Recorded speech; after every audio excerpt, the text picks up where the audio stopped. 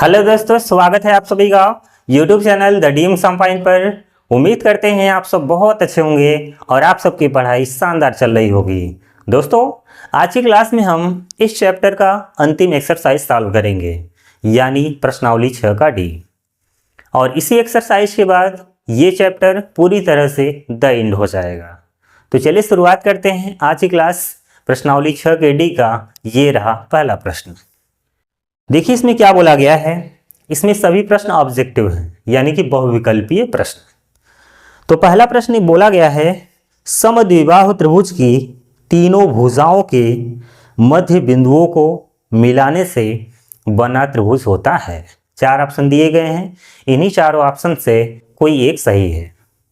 तो चलिए समझते हैं कौन सा ऑप्शन सही है। पहला प्रश्न, किस प्रकृति का त्रिभुज है? समद्विबाहु। समद्विबाहु क्या होता है? जिस त्रिभुज की दो भुजाओं की लंबाई बराबर हो जाती है। तो चलिए मैं यहां बना दे रहा हूं। एक ट्रायंगल है ए बी सी, ठीक है। तो चलिए मैं यहां लिख दे रहा हूं, त्रिभुज ए बी सी समद्विबाहु त्रिभुज है। समद्विबाहु त्रिभुज है, ठीक है। त्रिभुज ए बी सी समद्विबाहु त्रिभुज है। वह त्रिभुज जिसमें दो भुजाओं की लंबाई बराबर होती है उसे समद्विबाहु त्रिभुज कहते हैं। तो यहां पर हम ए बी और ए सी को बराबर मान ले रहे हैं। तो यहां ए बी बराबर क्या हो गया? ए सी, ठीक है। तो चलिए अब इसमें कह रहा है कि भुजाओं के मध्य बिंदुओं को मिलाना है, क्योंकि इसमें बोला है तीनों भुजाओं के मध्य बिंदुओं को। तो जैसे तीन भुजा है ए बी, भुजा बी सी और भुजा सी ए या ए सी। तो मान लीजिए ए बी का मध्य बिंदु यहाँ पर है, ए सी का मध्य बिंदु यहाँ पर है और बी सी का मध्य बिंदु यहाँ पर है। तो आप मिला दीजिए तीनों बिंदुओं को। तो इस तरह से जैसे ही मिलाएंगे तो एक ट्रायंगल बन जाएगा। तो मान लीजिए पी क्यू आर है, ठीक। चलिए यहाँ पर ऐसे आप लिख लीजिए, पी क्यू व आर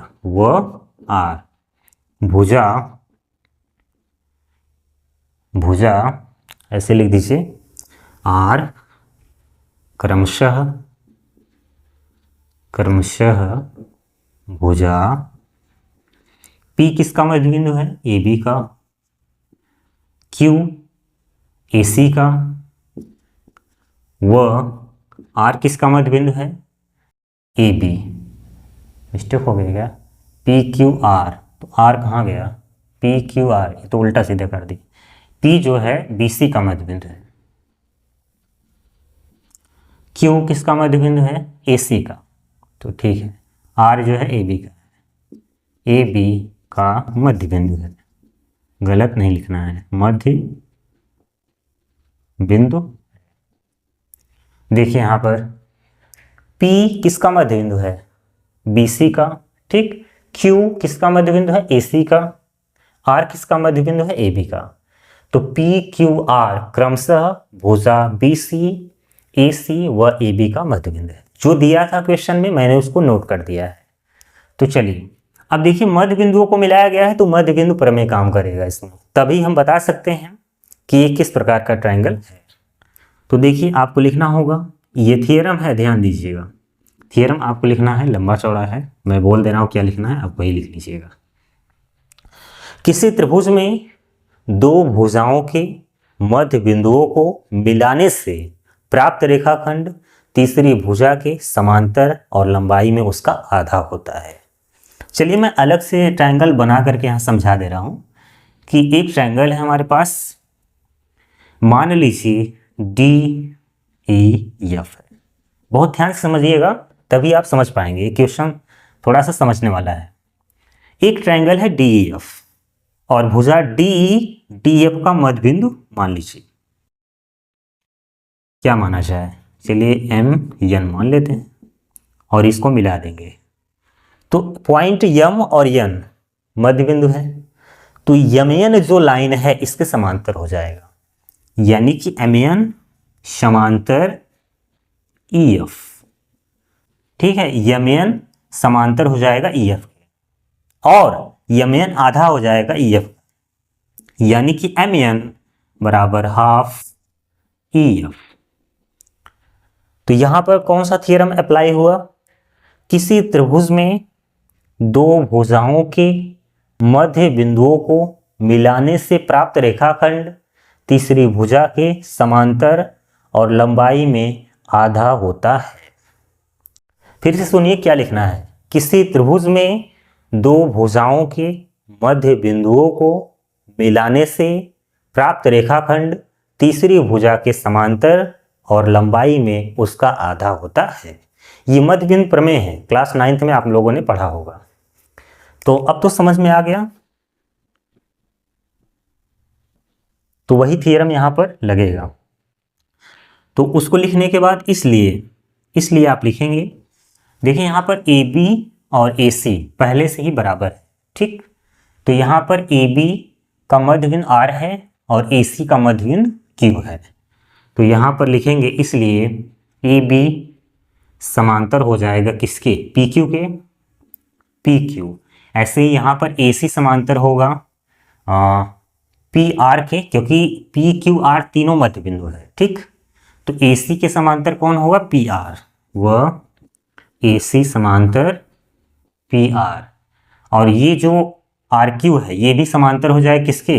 BC के, वह RQ समांतर BC, ठीक है। इस तरह से मैंने समांतर को दिखा दिया। अब यहां पर समांतर तो होता ही है, साथ ही साथ जैसे PQ है तो आधा होगा किसका? AB का। PR है आधा होगा AC का। RQ है तो आधा होगा BC का। तो आप ऐसे भी लिखेंगे, वह जैसे AB और PQ, तो PQ लंबाई में आधा होगा किसका? AB का। तो ऐसे लिखेंगे आप PQ बराबर हाफ AB, ठीक है। ऐसे ही यहां पर AC और PR, देखिए AC और PR, तो PR आधा होगा AC का, PR आधा होगा किसका? AC का। ऐसे ही यहां पर देखिए, यहां पर कॉमा लगा दीजिए, तो RQ और BC, तो RQ आधा हो जाएगा किसका? BC का। समझ में आ गई बात? ये जो थ्योरम कह रहा था उसी के अनुसार यहां पर मैंने लिख दिया, ठीक। चलिए, अब अगर हम चाहें तो दो को इधर भी ला सकते हैं, ला दीजिए। 2PQ बराबर AB, 2PR बराबर AC, यहां पर क्या होगा? 2RQ बराबर PC। इतनी बात समझ में आ गई? तो देखिए यहां पर हमें अभी पता था कि AB और AC लंबाई बराबर है, तो AB का मान क्या है? 2PQ, और AC का मान क्या है? 2PR, वो पहले से ही बराबर है, ठीक। तो हम यहां लिख सकते हैं, चूंकि AB बराबर क्या है? AC, इसलिए AB को हटाकर 2PQ लिखा जा सकता है, 2PQ, और AC को हटाकर 2PR लिखा जा सकता है। तो ये दो से दो कैंसिल, तो क्या बचा? PQ बराबर PR, और इसका रिलेशन किसी से तो बनेगा नहीं। तो PQ और PR, यानी कि जो ट्राइंगल PQR है उसमें PQ और PR लंबाई में बराबर है। अब इसका तो अता पता नहीं, इसका मतलब त्रिभुज PQR में दो भुजाओं की लंबाई बराबर हो चुकी है, और अगर किसी त्रिभुज में दो भुजाओं की लंबाई बराबर हो जाए तो उसे समद्विबाहु त्रिभुज कहते हैं। तो यहां पर आप लिखेंगे, अतः त्रिभुज PQR में दो भुजाएं बराबर हैं, इसलिए त्रिभुज PQR समद्विबाहु त्रिभुज है, ठीक। ये कौन सा ऑप्शन सही है? Option number D, option number D correct है। तो ये समझाने में लगा, बाकी आप अगर थियरम जानते हैं तो मन में ही सॉल्व कर लोगे, पता चल जाएगा कि ये किस प्रकृति का ट्रायंगल है, तो पता चल गया। समद्विबाहु त्रिभुज है। तो चलिए, ये क्वेश्चन नंबर फर्स्ट था। थोड़ा सा समझाने में टाइम लगा ताकि मैं आपको अच्छे से समझा पाऊँ, इसीलिए मैंने पूरा डिटेल यहाँ पर लिखा हुआ है। तो चलिए, क्वेश्चन नंबर 1 सॉल्व हो गया। अब देखिए क्वेश्चन नंबर 2 क्या कह रहा है, इसको मिटा दें।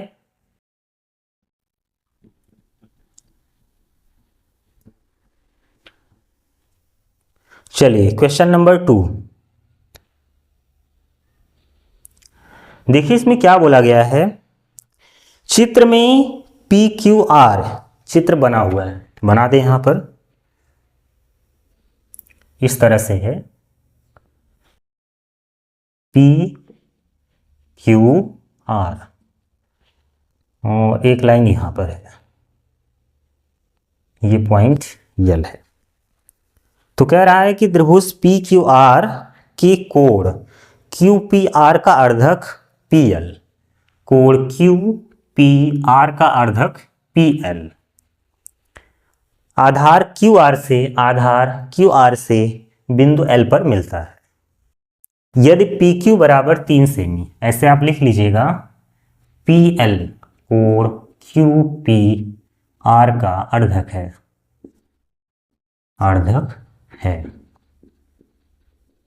ठीक है। और पी क्यू कितना, 3 सेमी है आगे, तथा पी आर 5 सेमी है, पी आर बराबर 5 सेमी है। तो क्यू एल अनुपात एल आर बराबर question mark.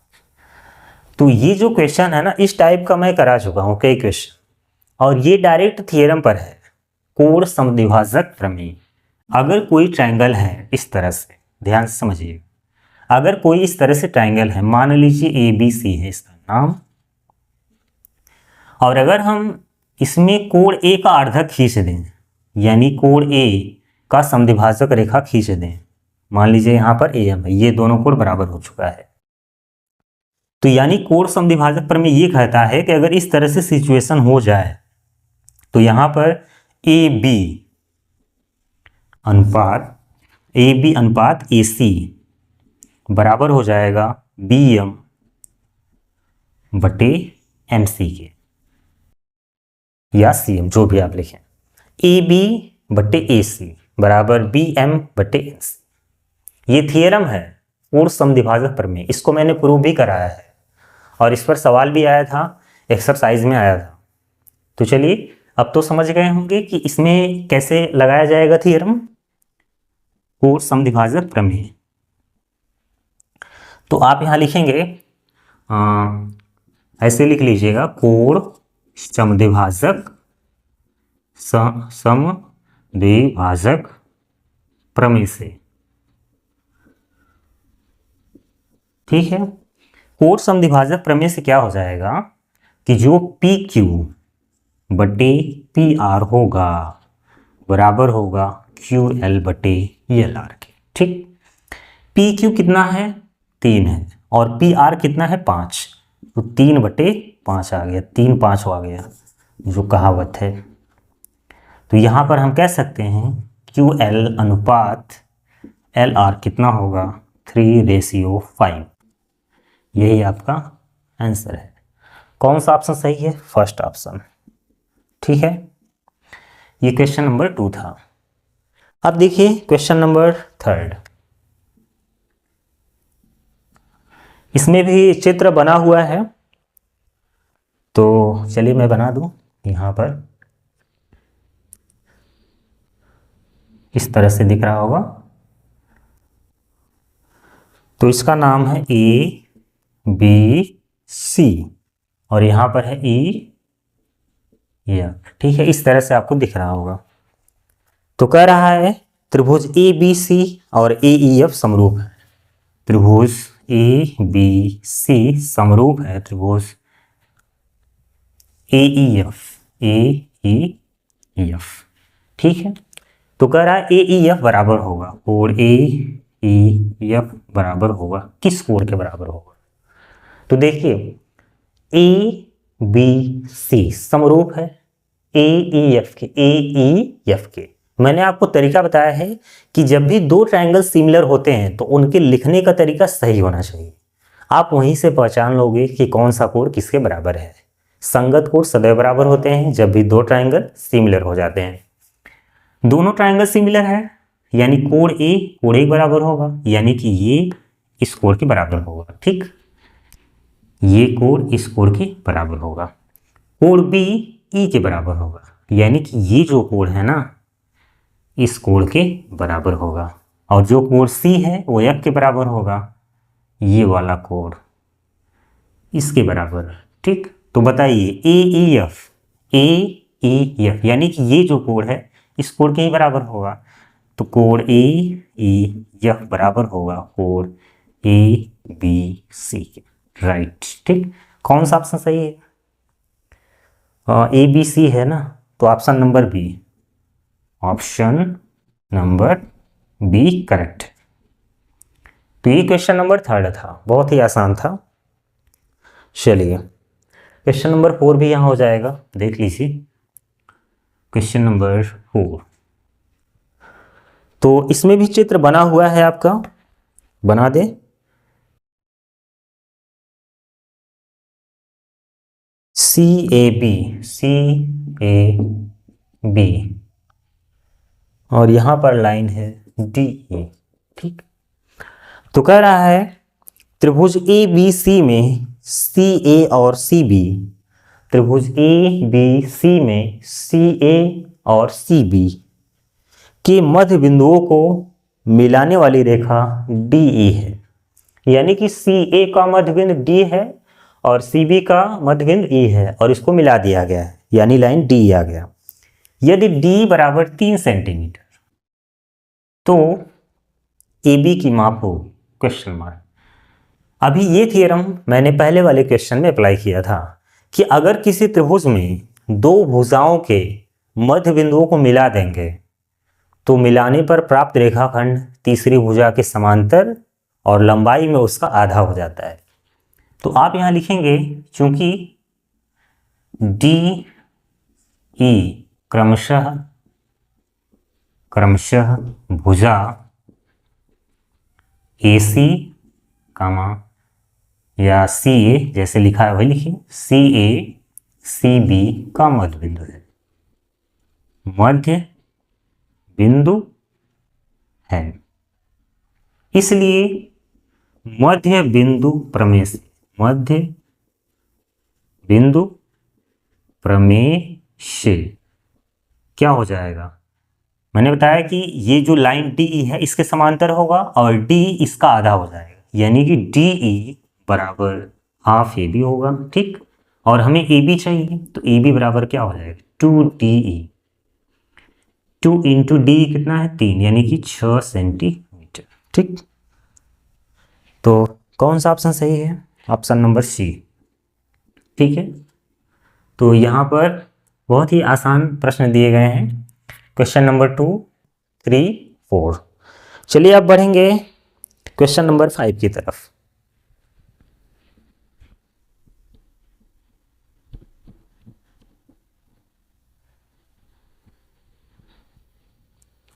Question number 5,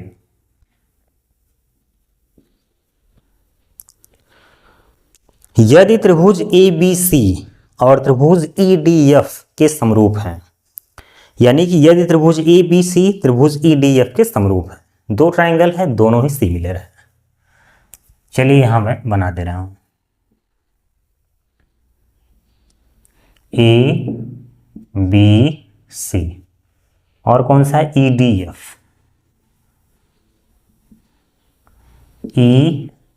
EDF, ये दोनों ही ट्रायंगल सिमिलर हैं। त्रिभुज ABC सिमिलर त्रिभुज EDF।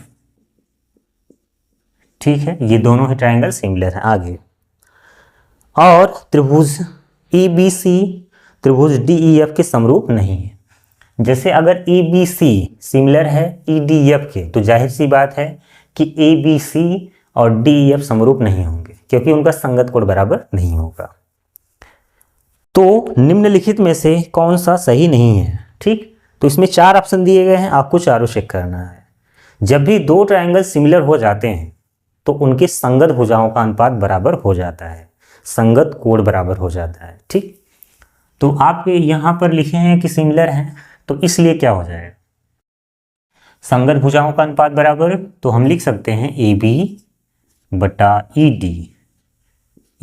डी बराबर होगा बी सी बटा डी एफ बराबर होगा ए सी बटा ई एफ, ठीक है।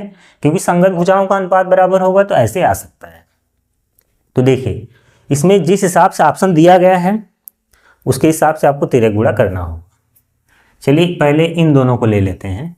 अगर इन दोनों को लेंगे तो ये इधर आएगा और ये इधर, तो क्या हो जाएगा, A B into D F बराबर होगा B C into E D. एक तो ये आ गया, ठीक। अगर हम इन दोनों को लेते हैं तो क्या बनेगा, या करके लिखिए B C into E F बराबर A C into D F. एक तो ये आ गया, ठीक। और अगर हम पहला और तीसरा लेते हैं यानी कि ये इधर आएगा A B into E F बराबर A C into E D, A C into E D. तो ये 3 रिलेशन बने हैं। आइए चेक करते हैं। इसमें बोला था कि कौन सा सही नहीं है ना, तो 4 ऑप्शन दिए गए हैं, इसका मतलब इसमें 3 सही भी है। पहले ऑप्शन की बात करें B C into E F, B C into E F बराबर A C into D F, यानी कि सही है। वहाँ एफ डी लिखा है, कोई दिक्कत नहीं है, यानी कि ये सही है। आप मतलब कि क्वेश्चन के अनुसार ये ऑप्शन गलत है, क्योंकि सही है ये, कंफ्यूज मत होइएगा। कौन सा गलत है ये पकड़ना है, ये तो सही था। ऑप्शन नंबर बी क्या है, B C into D, B C into D बराबर A B into F D. Option number 2 भी सही है, इसका मतलब ये सही है। चलिए option number 3 A B into E F, A B into E F बराबर ए सी इंटू डी, ये भी सही है। इसका मतलब चौथा ऑप्शन क्या है, गड़बड़। चौथा ऑप्शन में क्या है, D C into D, D उस ट्रायंगल का शीर्ष है और सी इस ट्रायंगल का शीर्ष है, कॉम्बिनेशन तो होगा नहीं। इसका मतलब ऑप्शन नंबर डी इनकरेक्ट है, ऑप्शन डी, ठीक। Option number D. इसमें ये पूछा था कौन सा सही नहीं है, 3 ऑप्शन सही थे, पहला दूसरा तीसरा, चौथा ऑप्शन गड़बड़ निकल गया। चलिए option question number 6, question number 6 में देखिए क्या बोला गया है। त्रिभुज ए बी सी और डी ई एफ में कोण बी बराबर ई बना दे। कौन कौन सा है, ए बी सी और D E F, A B C और डी ई एफ, ठीक है। बनाने से समझ में आ जाएगा। कोण बी बराबर ई है, कोण बी बराबर कोण ई है, और आगे कोण एफ बराबर कोण सी, और आगे और ए बी बराबर 3DE, ए बी बराबर 3D8। तो अब देखिए कह रहा है तब दोनों त्रिभुज होंगे। पहला ऑप्शन देखिए क्या कह रहा है, सर्वांगसम और समरूप। देखिए जो ट्रायंगल, जब 2 ट्रायंगल सर्वांगसम हो जाएं तो वो समरूप भी होंगे, ठीक। तो क्या यहाँ पर ए बी सी और डी ई एफ सर्वांगसम है? सर्वांगसम होने के लिए 3 कंडीशन होना चाहिए, ठीक है। जैसे आपका होता है तीनों संगत भुजाएं बराबर हो जाएं, ठीक है। तीनों संगत कोण बराबर नहीं होते, वो सिमिलरिटी का है। तो यहाँ पर देखिए अगर हम बात करें कोण बी कोण ई के बराबर है, एक कोण पता चल गया बराबर है, कोण सी एफ के बराबर है, दूसरा कोण भी बराबर है, और जो तीसरी भुजा है ए बी और 3DE को लेकर के, इसका मतलब ये है कि ए बी डी से छोटा है, मतलब कि ए बी लंबाई में बड़ा है, ए बी सी ट्रायंगल में बड़ा होगा और डी ई एफ छोटा होगा, क्योंकि जब इसमें 3 का गुणा करेंगे तब जाकर के बराबर हो रहा है, लेकिन कोण तो बराबर है। इसका मतलब ये दोनों ट्राइंगल सर्वांगसम नहीं है, और जब सर्वांगसम नहीं है तो समरूप भी नहीं होगा। पहला ऑप्शन गलत है। समरूप लेकिन सर्वांगसम नहीं, समरूप तो हो जाएगा, ये समरूप है। ऑप्शन नंबर बी सही है, समरूप है। ठीक है, समरूप है, सर्वांगसम नहीं। ठीक, समरूप है, सर्वांगसम नहीं। अगर हम ऑप्शन नंबर 3 पे जाएं, न सर्वांगसम और न ही समरूप, ये गलत है, क्योंकि हम समरूप चेक कर चुके हैं यहाँ पर, क्योंकि दो एंगल यहाँ पर सेम है, यानी कि ए सिमिलर टी। तो चौथा ऑप्शन सर्वांगसम लेकिन समरूप नहीं, सर्वांगसम अगर हो जाएगा तो समरूप भी हो जाएगा, तो ये गलत है। एक ऑप्शन सही है, ऑप्शन नंबर बी, यानी कि समरूप लेकिन सर्वांगसम नहीं। तो चलिए अब बढ़ते हैं अगले क्वेश्चन की तरफ, यानी कि क्वेश्चन नंबर 7। क्वेश्चन नंबर 7, तो देखिए इसमें क्या बोला गया है। त्रिभुज ए बी सी और डी ई एफ में दो ट्राइंगल हैं, ए बी सी और डी ई एफ। चित्र बनाया नहीं है, हम बना दे रहे हैं ताकि समझ में आ जाए क्या कहना चाहता है। ए बी सी और डी ई एफ में ए बी बटे डी, ए बी बटे डी बराबर बी सी बटे एफ डी, बी सी बटे एफ डी। ठीक है,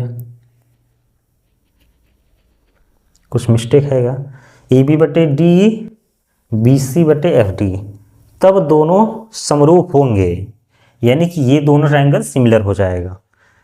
जब देखिए समरूपता की एक कसौटी होती है यस से यस, साइड एंगल साइड, यानी कि दो ट्राइंगल में दो संगत भुजाओं का अनुपात बराबर हो और उनके बीच एक अंतरित कोण बराबर होना चाहिए। जैसे ए बी बटा डी ई दिया है, ठीक, और यहाँ बी सी बटे एफ डी दिया है, तो यहाँ पर ए बी और डी था, यानी कि इनके बीच ये वाला कोण आ रहा है, ध्यान दीजिएगा, ए बी और डी, यानी कि ए बी और बी सी के बीच ये कोण आ गया, डी ई और एफ डी के बीच में ये वाला कोण, इस तरह से। तो देखिए ए बी बटे डी, ठीक है, और बी सी बटे एफ डी, बी सी बटे एफ डी, तो एस ए एस के अनुसार दो साइडों के बीच एंगल होना चाहिए। तो देखिए यहाँ पर ए बी आया था, ऐसे मैं टिक कर दे रहा हूँ, बी सी आया था, इनके बीच एंगल है, डी ई यहाँ पर है, एफ डी यहाँ पर है, इनके बीच ये एंगल है। तो इसका मतलब एस ए एस के अनुसार कौन सा दो कोण बराबर हो जाए कि ये दोनों ट्राइंगल सिमिलर हो जाए, तो बताइए कौन सा ऑप्शन सही होगा। कोण बी बराबर होना चाहिए कोण डी के, ये ऑप्शन सही। तो किसमें है कोण बी बराबर D, option number C, option number C correct है। चलिए बढ़ते हैं क्वेश्चन नंबर 8 की तरफ। ये है लास्ट क्वेश्चन, ये भी सिंपल ही दिख रहा है, एक ट्रायंगल बनाया हुआ है इसमें इस तरह से, ठीक है, और ए बी सी इसका नाम है, और इसके बाद यहां पर डी लाइन है, इस तरह से बनाया हुआ है, इसका नाम डी है। ये 1.5 सेंटीमीटर है, 1 सेंटीमीटर, 3 सेंटीमीटर, ठीक है, ये आपको दे रखा है। चित्र में यदि डी समांतर बी सी, डी समांतर बी सी है, तब ई सी की लंबाई होगी, ई सी, यानी कि ये ई सी पूछा गया है। आपको थेल्स का प्रमेय याद होगा, यानी कि आधारभूत समानुपातिक प्रमेय। अगर किसी ट्रायंगल में दो भुजाओं जैसे ए बी और ए सी की किसी भी बिंदु से मिला दिया जाए और ये इसके समांतर हो जाए, क्योंकि यहाँ समांतर बोला है, हम इसको ऊपर नीचे कहीं भी मिलाएं इस तरह से कि समांतर हो जाए, तो थेल्स का प्रमेय लागू हो जाता है। तो यहाँ पर पॉइंट डी और ई को मिलाएंगे तो लाइन जो डी है ये इसके समांतर है, तो थेल्स के अनुसार इन दोनों बिंदुओं से भुजाओं का अनुपात बराबर हो जाएगा। थेल्स का प्रमेय यही था। तो हम कह सकते हैं A T upon B D बराबर होगा ए ई अपान ई सी।